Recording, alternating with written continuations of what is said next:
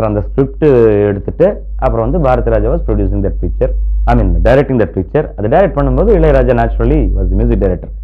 இளையராஜா ஏற்கனவே music director ஆயிட்டார். ஆனதுக்கப்புறம் இது 4வது படமா 5வது படமா இருக்கு.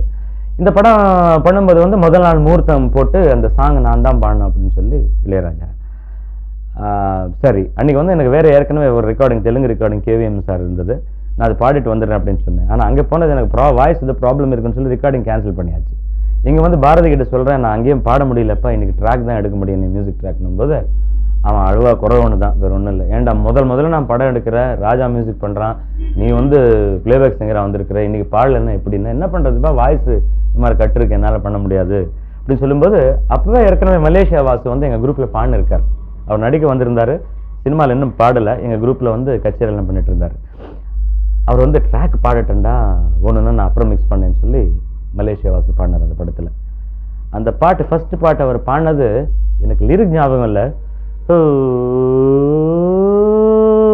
கேட்டதுக்கு அப்புறம் வாசு வாய்ஸ் ரொம்ப நல்லா இருக்கு, நாங்கள் டிசைட் பண்ணிட்டு இந்த ட்ராக் மிக்ஸ் பண்ணுவேன்னு அப்படியே வச்சோம். அந்த படத்தில் நான் பாடவே இல்லை. இது மட்டுமே இல்லை, அப்புறம் பாரதி ராஜாவோட படம் 3-4 படத்தில் நான் பாடவே சான்ஸ் வரல. நான் ஃபர்ஸ்ட் பாரதி ராஜாவோட படத்தில் பாடினது என்ன படம் தெரியுங்களா? நான் யோசனை பண்ணி சொல்லுங்க பார்க்கலாம். யாருக்குமே, எனக்கு ரொம்ப நேரமா ஞாபகம் வரல. நிறம் மாறாத பூக்கள் படத்துல தான் முதல்ல அவரோட படத்துல நான் பாடினது ராஜாவோட மியூசிக்ல. So this is a beautiful combination.